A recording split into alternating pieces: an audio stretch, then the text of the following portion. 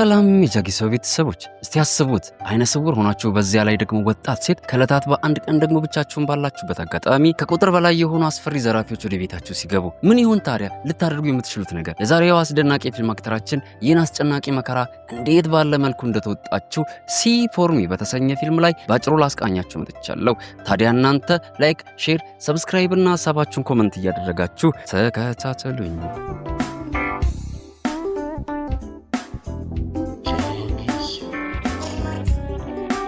ፊልማችን የሚጀምረው ሶፊ ስኮት በተባለች ወጣት ሴት ሲሆን ሶፊ ማለት ደግሞ በአንድ ወቅት ዳንዊል ስኪሊንግ በተባለ ስፖርታዊ ውድድር ታላቅ ስም የነበራት በበረዶ ላይ በከፍተኛ ፍጥነት በመንሸራተት የምትታወቅና ለሀገሯ ትልቅ ተስፋ የተጣለባት ሻምፒዮን ነበረች። በበረዶ ላይ ያለውም የነፃነትና የፍጥነት ስሜት ለህይወቷ ትልቅ ትርጉም ይሰጣት ነበር።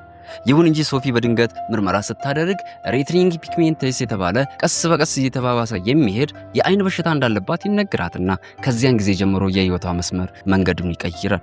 ይህም ጨካኝ የሆነ በሽታ ብርሃኗን ቀስ በቀስ በመንጠቅ መላ ዓለሟን ወደ ጨለማ ይቀይረዋል። በኦሎምፒክ መድረክ ላይም ወርቅ የማግኘት ትልቁን ህልሟን ሳይቀር ያጨልምባታል። አሁን ላይ ሶፊ ሙሉ በሙሉ ማየት የተሳናት ሴት ብትሆንም ከእናቷ ጋር በመኖር የቀድሞ ነፃነቷን ለማስጠበቅና ያለማንም ሰው እርዳታ ለመንቀሳቀስ በመታገል ላይ ትገኛለች። በዙሪያውም ያሉ ሰዎች እሷን በአዘኔታ ሲመለከቷት ወይም ደግሞ ሊረዷት ሲሞክሩ ዘውትር በውስጧ የሚፈጠርባትን ቁጭትና ንዴት ለመሸፈን ስትል ሁሉንም ነገር በራሷ ግትር በሆነው ባህሪዋ ለማከናወን ትሞክር ነበር። ሶፊ ታዋቂ በነበረችበት ጊዜ የነበራትን ገንዘብ በሙሉ ለሕክምና አውጥታ አሁን ላይ ራሷን የመቻል አቅም ስላጣች ወራዊ ገቢ ለማግኘት ስትል የሀብታም ሰዎችን ቤታቸውንና ድመቶቻቸውን የመጠበቅ ስራ በመስራት ላይ ነው የምትገኘው። ይሁን እንጂ ሶፊ ለዘመዶቿ እንኳን የማትናገረው ትልቅና አደገኛ የሆነ ሚስጥር በውስጧ ደብቃለች። እሷ ድመቶችን በመንከባከብ ብቻ የምትወሰን ምስኪን ልጅ እንዳትመስላችሁ። ይልቁንም ሶፊ በምትሄድባቸው እጅግ ቅንጡ የሆኑ ቤቶች ውስጥ ውድ በመሆናቸው ብቻ በቀላሉ የማይገኙ ዕቃዎችን እየፈተሸች በድብቅ በመስረቅ ጥቁር ገበያ ወስዳ በውድ በመሸጥ ከፍተኛ የሆነ ገንዘብ ታገኛለች። ይህም ስርቆቷ ብዙ ገንዘብ ከማስገኘቱ በላይ በበሽታዋ ምክንያት ያጣችውን ያንን በበረዶ ላይ የነበራትን አደጋ የመጋፈጥ ስጋትና የሚፈጥረውን ደስታ መልሳ እንድታገኝ ይረዳታል። ከዕለታት አንድ ቀንም ሶፊ አንደኛውን የድመት ጥበቃ ስራዋን አጠናቃ ለእናቷ ምንም ሳትናገር በዝምታ ከቤቷ ወጥታ ልትሄድ ስትል እናቷ በድንገት በር ላይ ጠብቃ ታስቆማታለች። ከዚያም ለሶፊ እሷ ብቻዋን ወደ ውጭ ስትወጣ የሚገጥማትን አደጋ በማሰብ በጣም እንደምትጨነቅ ትነግራትና ለምንድነው ብቻሽን በዚህ ጨለማ ተደብቀሽ ለመውጣት የምትሞክሪው ብላ ትቆጣታለች። ሶፊም ከተለመደ ጭቅጨቃዋ ለማምለጥ ስትል ወዲያው ሌላ አጣዳፊ የጥበቃ ስራ ስላለብኝ ነው የሚል የውሸት ሰበብ ፈጥራላት ታሳምናታለች። ይሁን እንጂ እናቷ ግን የሶፊን የባንክ አካውንት በቅርበት ስለምትከታተል በውስጡ ያለውን እጅግ ከፍተኛና አስደንጋጭ የሆነ የገንዘብ መጠን አይታ በጣም ነበር የደነገጠችው። ስለዚህ ወዲያው በጨዋታና በጥርጣሬ መልክ ያን ሁሉ ገንዘብ በየቀኑ የሚሰጥሽ ሀብታም ሽማግሌ ወይም ደግሞ ሹገር ዳዲ ጠብሰሻል እንዲህ ብላ ትጠይቃታለች። ሶፊም መስረቋ እንዳይጋለጥባትና እናቷም ከልክ በላይ እንዳትጨነቅ ስትል አይ እናቴ ይህ ገንዘብ እኔ የምሰራላቸው ሀብታም ሰዎች ከሚሰጡኝ ቲፕ ላይ ያጠራቀምኩት ነው በማለት ትዋሻታለች። ምንም እንኳን እናቷ ነገሩ ሙሉ በሙሉ ባያሳምናትም የልጇን ግትር ባህሪ በደንብ ስለምታውቅ በዝምታ ታልፋታለች። ሶፊም እፎይታ ተሰምቷት በፍጥነት ታክሲ ጠርታ ወደ ቀጣይ ስራዋ ታመራለች። ይህም አዲሱ ስራዋ ከኒውዮርክ ከተማ በጣም የራቀና በበረዶ የተሸፈነ ሰላማዊ እንዲሁም በጥቅጥቅ ጫካ የተከበበ እጅግ ውብ ትልቅና ባለብዙ ክፍል የሆነ ቪላ ቤት ነበር። ይህም ትልቅ ቪላ ቤት ዴብራ የተባለች የልጥጥ ባለሀብት ሴት ንብረት ሲሆን ዴብራ ሶፊን ሞቅ ባለ አቀባበል ነበር የተቀበለቻት። ዴብራ በቅርቡ ከባሏ ጋር የተፋታች ሴት በመሆኗ ያንን አስቸጋሪ የብቸኝነት ጊዜ ለመርሳትና አዲስ ህይወትም ለመጀመር ስትል ለረጅም ጊዜ ወደ ሌላ ስፍራ ልትሄድ መሆኑን ለሶፊ ታሳውቃታለች። ከመሄዷን በፊት ታዲያ የቤቱን እጅግ ዘመናዊ የሆነ የደህንነት ሲስተም አጠቃቀምና እሷ በጣም የምትወዳትን ድመት ታስተዋውቃታለች። ቀጥሎም ዴብራ ለሶፊ እሷ በጭንቀት ስሜት ውስጥ ሆና ባወጣቸው አጣዳፊ ማስታወቂያ መሰረት በአጭር ጊዜ ውስጥ ምላሽ ስለሰጠቻት ከልብ እያመሰገነቻት ምን ያህል እድለኛ ሴት መሆኗን ትገልጽላታለች። ቀጥሎም ዴብራ ልክ ከቤቷ እንደወጣች የሶፊ የዋህነት የተሞላው ገጽታዋ ወዲያው ተቀያይሮ እውነተኛውና እጅግ ጥንቃቄ የተሞላበት እንቅስቃሴዋ መታየት ይጀምራል። የዴብራንም መውጣት ካረጋገጠች በኋላ በድብቅ የድመቷ አንገት ላይ አስቀድማ ያዘጋጀችውን ዘመናዊ መከታተያ መሳሪያ ትደርስባታለች። ከዚያም ወዲያው ለቅርብ ጓደኛዋና በጥቁር ገበያ ሽያጭ ላይ አጋሯ ለሆነው ካም በቪዲዮ ትደውልለታለች። ቀጥሎም ካም በስልኩ ካሜራ አማካኝነት የሶፊ አይን በመሆን የቤቱን አቀማመጥ በጥንቃቄ መመርመር ይጀምራል። ሶፊም በካም ዝርዝር መመሪያና ገለጻ አማካኝነት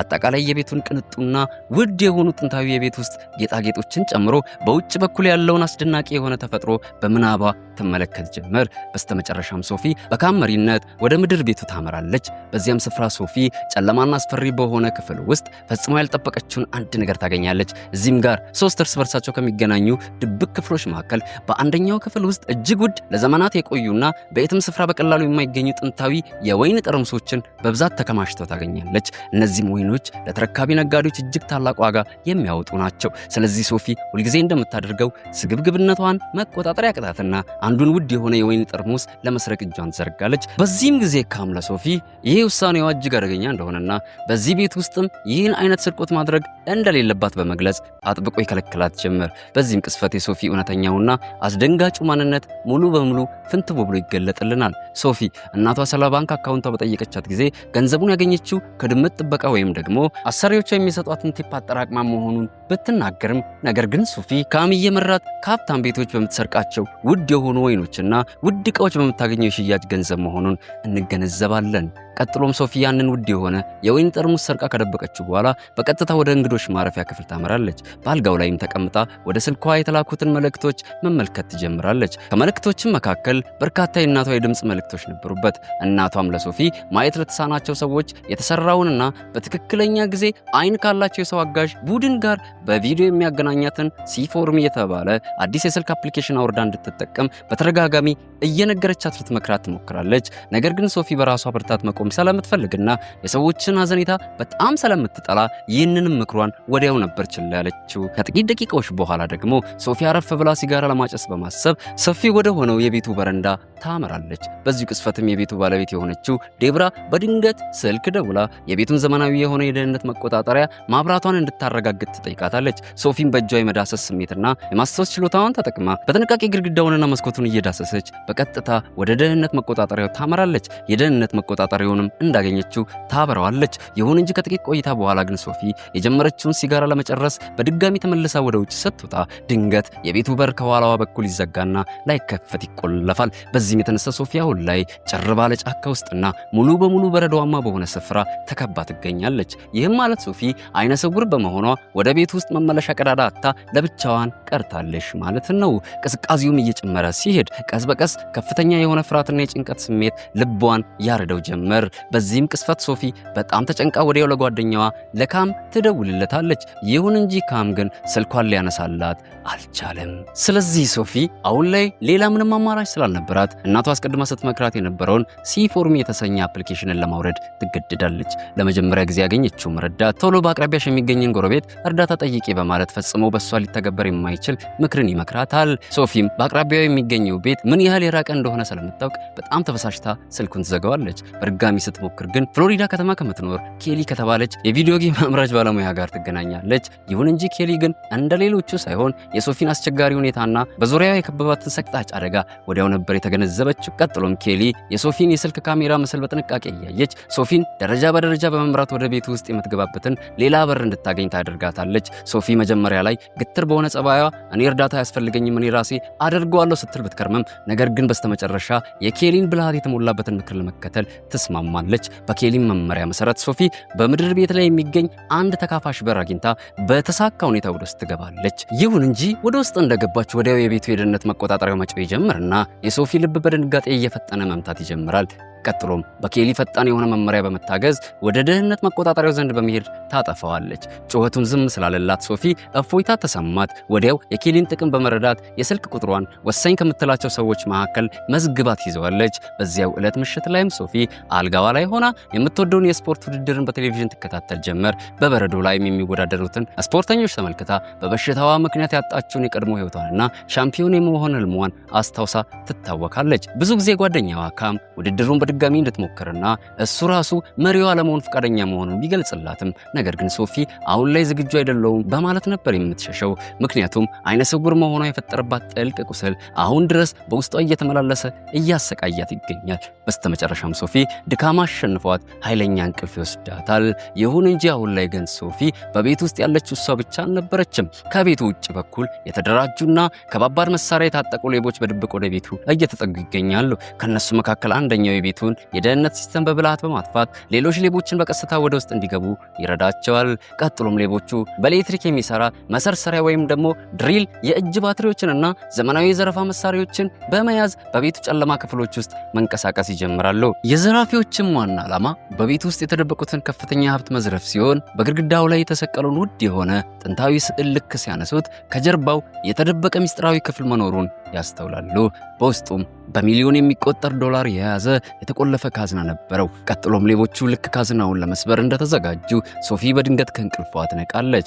በቤቱ ውስጥም ከዚህ ቀደም ያልተሰሙና በጣም የሚረብሹ ድምጾችን ታደምጣለች። ግራ በመጋባትም እየተጠራጠረች ምን እንደተፈጠረ ለማጣራት በቀስታ ከመኝታ ክፍሏ ወጥታ መመርመር ትጀምራለች።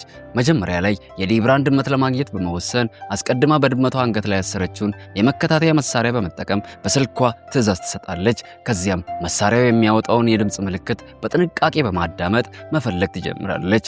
ይሁን እንጂ ሌቦቹም ይህንን የድምጽ ምልክት እየሰሙት ነበር። ስለዚህ አሁን ላይ ሶፊም ሆነች ሌቦቹ የሚያመሩት ወደ አንድ ቦታ በመሆኑ በመካከላቸው አደገኛ ግጭት መፈጠሩ የማይቀር ጉዳይ ነው።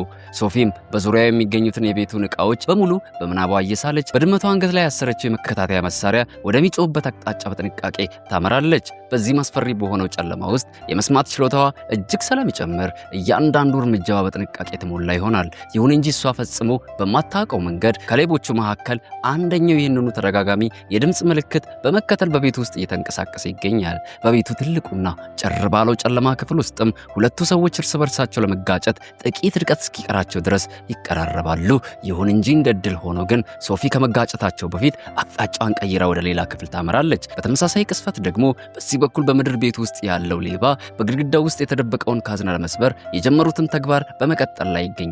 የዘመኑ የቁፋሮ መሳሪያዎቻቸውንም በግድግዳው ላይ በመጠቀም የኮንክሪት ንጣፉን ከሰበረው በኋላ በስተመጨረሻም ያንን ምስጢራዊ ካዝና ያገኘዋል። ካዝናውን በውስጡ ሌቦች ለዘመናት ሲመኙት የነበረውን ወደ 7 ሚሊዮን ዶላር የሚጠጋ የጥሬ ገንዘብ ጥቅልልን የያዘ ነበር። እዚህም ጋር ሶፊ ከባድ የሆነውን የቁፋሮንና የግድግዳውን የሚፈራርስ ድምፅ እንደሰማች በድንጋጤ በረዶ ትሆናለች። ይህም ድምፅ በቤቱ ውስጥ እጅግ አደገኛና የታጠቁ ዘራፊዎች መግባታቸውን ያረጋግጥላታል። ስለዚህ ወዲያው ዙሪያዋ ላይ እጅግ አስከፊ የሆነ ነገር እየተካሄደ መሆኑን ትገነዘባለች።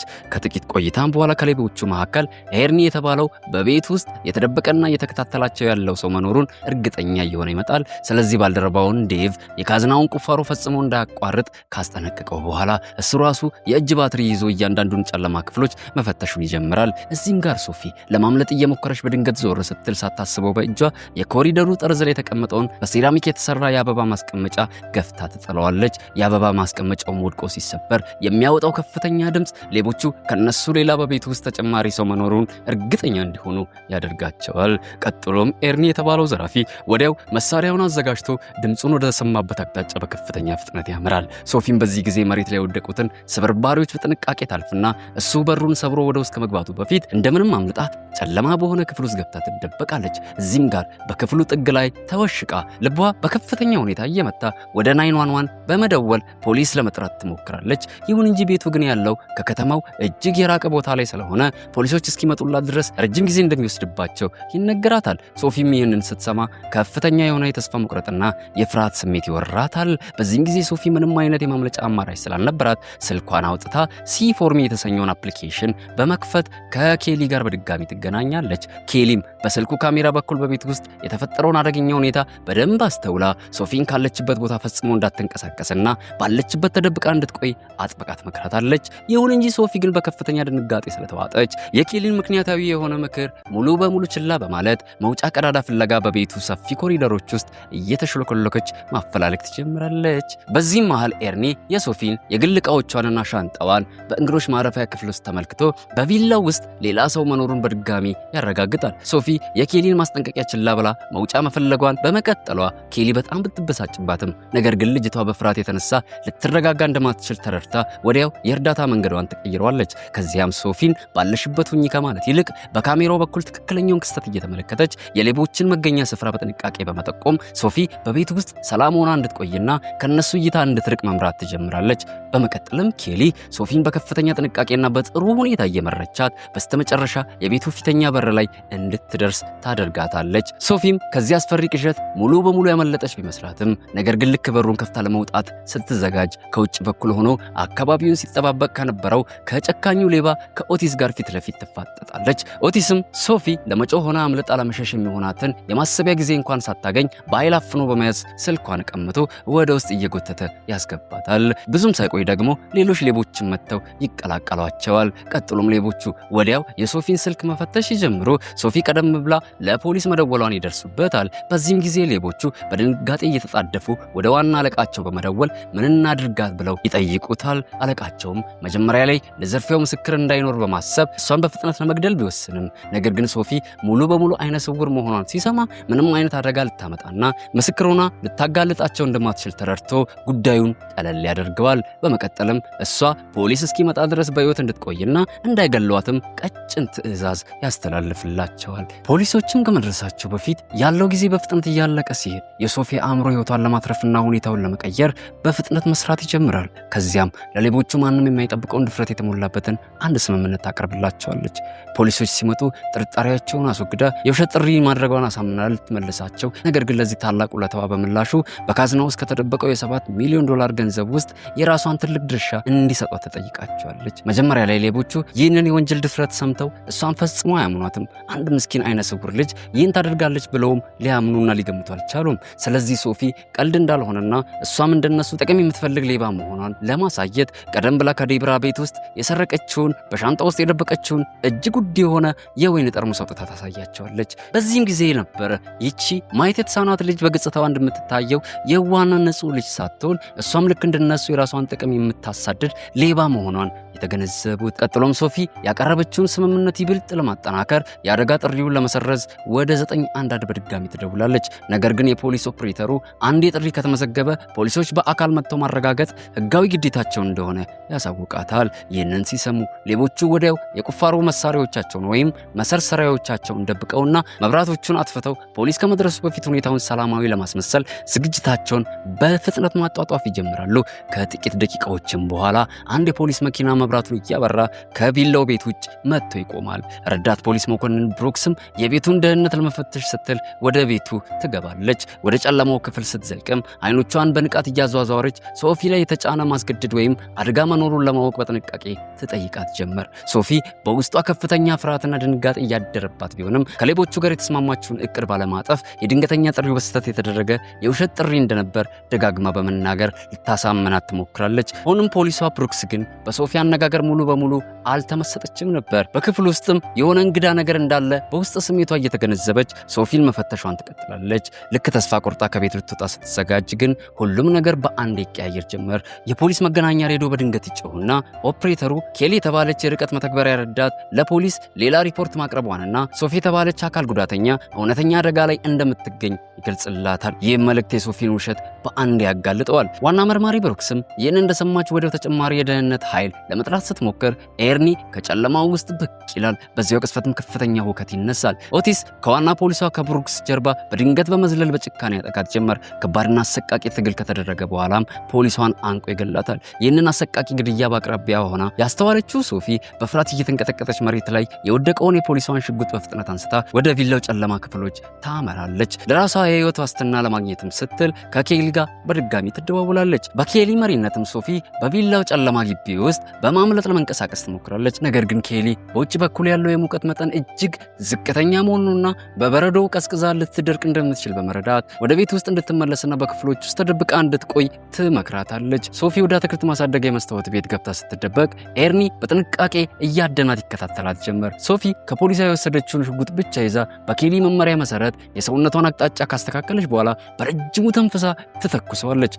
ጥይቱ ኤርኒን በትክክል በመምታት ወዲያውኑ ህይወቱ እንዲያልፍ ያደርጋል። ይህም በእንዲህ እንዳለ ዴቭ አሁንም ድረስ በምድር ቤት ውስጥ ሙሉ በሙሉ በገንዘቡ ላይ በማተኮር ካዝናውን በመቆፈር ስራ ላይ ተጠምዷል። ከጥቂት ጊዜ በኋላ ኦቲስ በመስታወቱ ቤት ውስጥ የወደቀውን የኤርኒን አስክሬን ያገኛል። በከባድ ቁጣና በቀለም ተሞልቶ ሶፊን በቪሎ ቤት ውስጥ ማደኑን ይጀምራል።